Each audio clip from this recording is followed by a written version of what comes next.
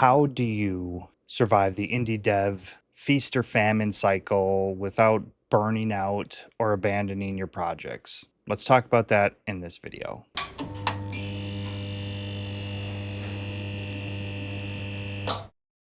Welcome back to Neon Dream Games. And let's face it, we all need money to survive. We need to pay our bills.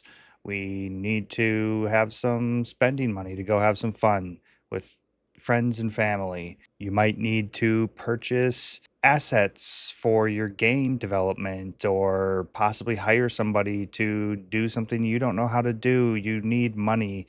Money makes the world go round, unfortunately. But it is also one of those things that I think all of us as indie developers, I think if we were being honest with ourselves, wishes we could do this full time. But if you're sitting here spending a long time creating a game, possibly years, some of you, you're not getting any income for that. So you've got to work probably a full-time job, maybe do some side projects, maybe freelance, whatever, to try and earn enough money to survive while you continue to make your game. And even at that point, when you release your game, who knows? It might not even sell a single copy. So, how do we do this? Honestly, I'm still trying to figure it out. I haven't even released really a game of my own, a commercial release at least. But that is my end goal. So this video is definitely for those of you who have the end goal of wanting to be a commercial indie developer. But I think this can also apply to those who just want to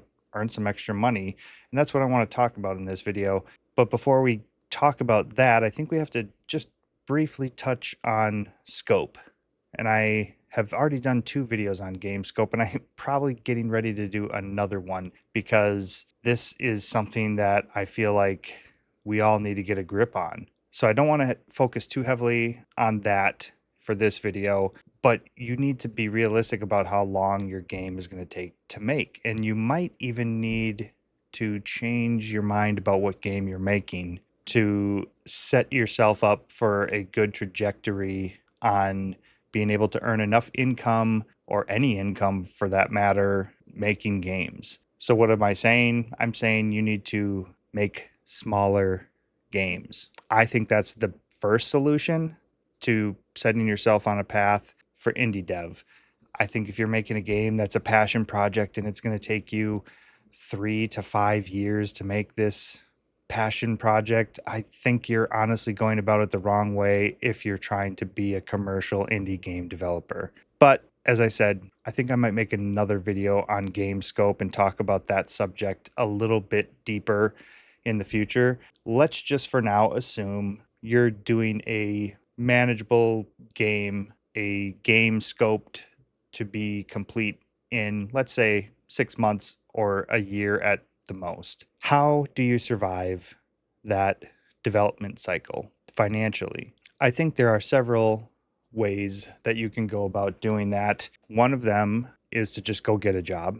Obviously, go get a full-time job or a part-time job. This obviously depends on how much money you need to survive on a monthly basis, and if you have a friend, a partner, anybody who's also in on this, maybe you have a roommate, sharing expenses, you're married, whatever. You have to look at your own financial situation, make a budget, and figure out what you need on a monthly basis to get by and stick to that budget. And trust me, I have never been a person who likes to talk about budget. But for the last probably 2-3 years, we have been on a pretty strict budget in our household. Between me and my wife, we finally cracked down and figured out a way to manage our budget on a monthly basis. But you need a budget, because if you're going to make this work, you have to know what's going in, what's going out financially. And obviously, if you have a full-time job, part-time job, it's going to be harder to manage making your game in your spare time, but that's what we do. We manage to find little bits of time here and there to work on our games. And that's also something you have to factor into your game scope as well. So again, we'll touch on that more in a future video, but I think beyond just having a full-time or part-time job, there are other ways that you can earn a living. I think a lot of people, if you have a skill set within the indie game dev atmosphere, you can offer up freelance work. People need help. You can offer your services and give them help and get paid for it. There are asset packs, asset communities of people who make pixel art or 3D art or game music, sound effects, different kinds of things like that, and bundle that up in asset packs and sell them on places like itch.io or the Unity store or many, many other websites that are similar. That in particular is one that I would like to look at, and I am planning to do so when I release my games. It's actually going to become part of my release plan, I guess, is when I release a game, I think for the most part, I'm going to release the game's assets as a purchasable pack, or at least some of the assets or something. Obviously, I'll look at that on a case by case scenario, but I think that would be just a good way to have some passive possible income out there beyond maybe even your just regular game sales.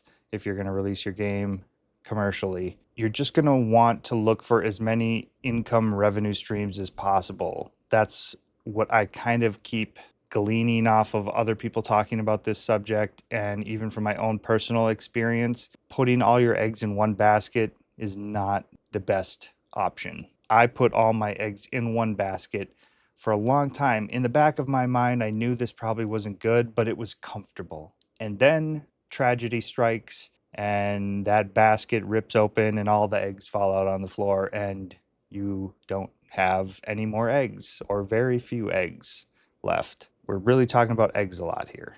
I have an online retail business that I've been doing for almost the past 10 years. An economy hit, many different things hit at once. COVID hit. It all fell apart very quickly. At least within like a year or so, everything kind of just fell apart. I had to change course, change what I was doing several times, really, to try and stay afloat. And eventually just came down to I had to go get a job. I had to go find a full time job. And so did my wife. Unfortunately, she was a stay at home mom who homeschooled my kids, and we both had to go get jobs just to get by.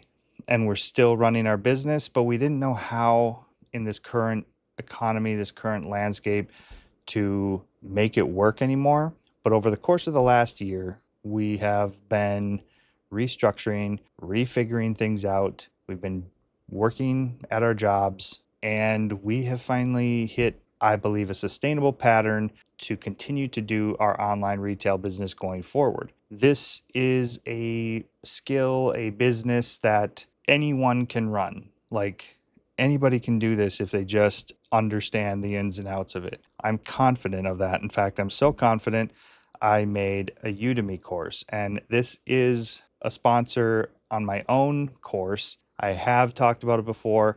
I'm just going to talk about it briefly again because I want to frame this really in a sense that if you're an indie game developer and maybe you have close to enough money to survive through various means, whether it's a part-time job or freelance work or the asset packs or whatever various sources of income you have, but you want to earn just a little bit more without having to put a ton of effort in, I would highly recommend learning how to sell online if you don't know how to do it already through eBay or any other online marketplace. If you take my course, which I will link in the description below, you will have the skills by the end of the course. It's only like an hour long, and it just gives you a way to start for next to nothing other than the cost of the course. You might have to buy some shipping supplies for when you do eventually sell something, but for the most part, I tried to make this course so that you can get started selling things right away without having to really invest a whole lot of money into it.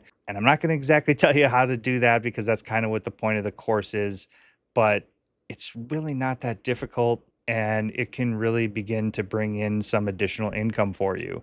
I also teach you how to expand and grow that business as time goes on. And again, that's kind of up to you. How much do you want to get into this? Now, I personally think selling stuff can be very fun, especially when you get into a certain niche, something you enjoy selling.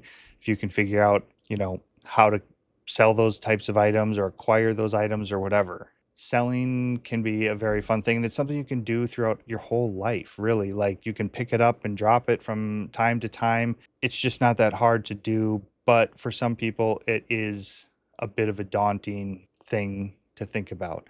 So, if you are at all interested in this and this sort of strikes you as something that you want to look into, check out my course. I think it's frequently on sale on Udemy, so it's not even that much to take the course. I personally think it's a great investment into your future. I mean, you literally can just do this for the rest of your life to earn a little bit of side money. Let's say your games are selling and you're doing pretty good and whatever, but you want to earn just a little bit of side money, sell some stuff. It's not that difficult. But that is just one way, and I wanted to kind of push that as something that you may not have thought of as a way to earn additional income or to support your hopefully commercial endeavors at making indie games. It doesn't seem related, but it's a job you can do from home. You don't have to go to a building or anything. You can do it from home while you're making your games. It's a great way to earn some extra income.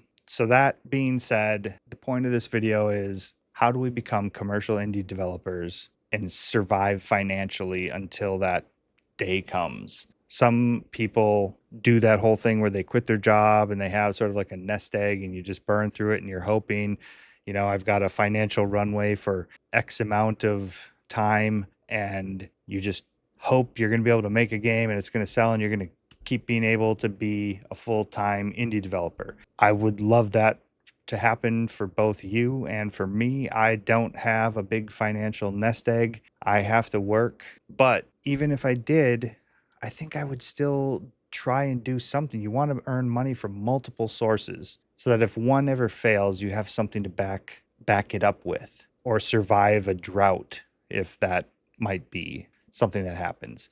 So consider checking out my course. That's just one additional way to earn money while you're navigating this indie dev journey.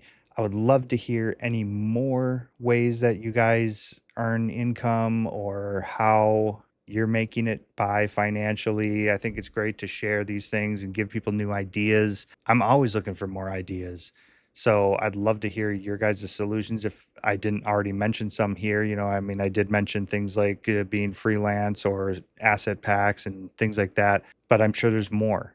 There's probably several other ideas out there. So let me know in the comments what you guys think. How do you survive? How are you getting through to becoming a commercially successful, commercially viable indie game developer? Make sure that you like this video, subscribe to the channel. Neon, my mascot, she's going to talk to you about the same thing right at the end of the video here. But until next time, I'm going to wrap this video up. Think about that. Leave it in the comments. Let me know. How do you guys earn additional income? And as always, keep YouTubing it up. Thanks for checking out Neon Dream Games channel. Please make sure to like, subscribe, and hit that bell button so you can stay up to date on all the latest videos we have to offer. Don't forget to leave a comment to suggest what kind of videos you'd like to see more of in the future. See you in the next video.